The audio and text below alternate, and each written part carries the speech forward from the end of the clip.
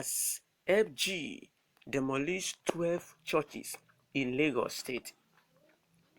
The demolition of 12 churches by authority of the Federal Housing Authority on 2nd Avenue in Festac Town, Lagos State has sparked uproar. According to our sources, the exercise on Sunday also impacted a market and a vehicle dealership. The demolition began around 5 a.m. and lasted until about 3 p.m. according to News Direct.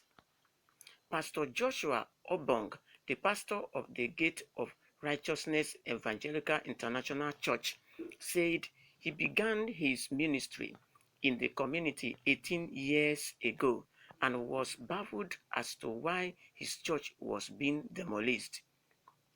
He said the officials first came last week and started marking our buildings. After they were done, they left and returned 2 days later.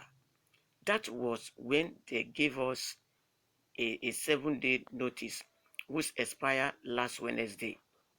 On Sunday morning, around 5 a.m., we suddenly saw bulldozers at the first gate, Festac Town. They got to my church at exactly 11 a.m. They demolished all the church along the road except the Redeemed Christian Church of God, Communion Chapel, and CPM, which they spare. All other churches were brought down. Prior to the 7 days notice, Obong said there was no additional warning. He said that the government took advantage of the judicial employees' strike and that no one could go to court for injunctions to stop the demolition.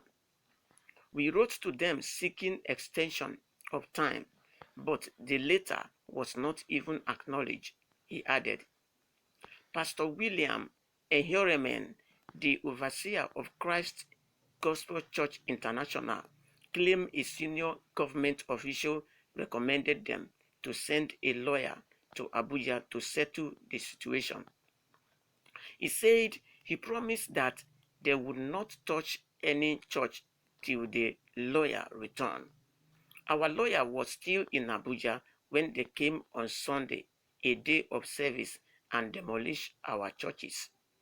The lawyer called all their staff members, but they switched off their phones.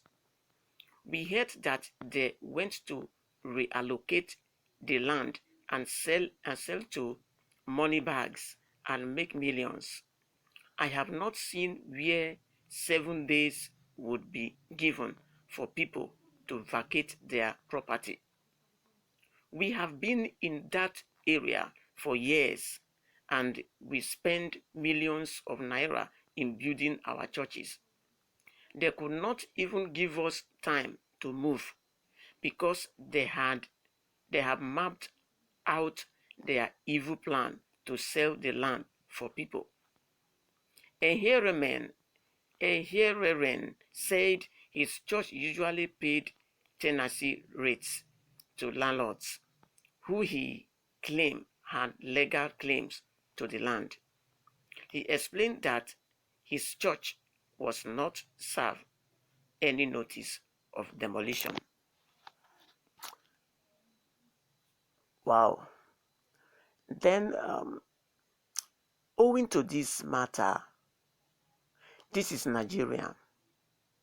But if the government of Lagos State has not served them notice before they carry out demolition, in fact, that is very evil.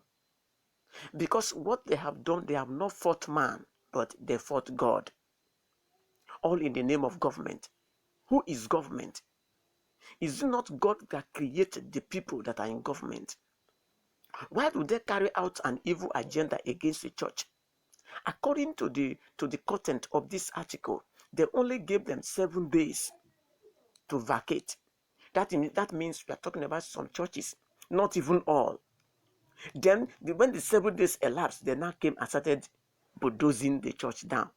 Not even asking them, do you know how much it takes to build a church, to buy instruments and put in the church? In fact, that is a very evil that the Lagos state government has just done. And for this evil which they have just done, let them wait for the result. They did not do this to men, but they did it to God. That is what they will wait. Result must surely come. No doubt about this. Now, I want Christians to be calm. Then let them do what they can do.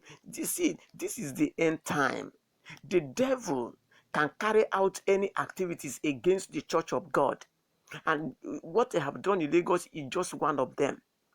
So if you have been reading your Bible, what Jesus Christ said concerning the end time, there will be no fear in your heart at all, because Jesus said such a thing must happen. But I did not tell you this to begin to fear, but I tell you this to get ready and stand strong.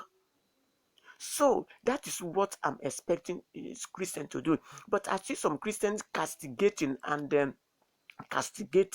about the Redeemed Christian Church of God were not brought down.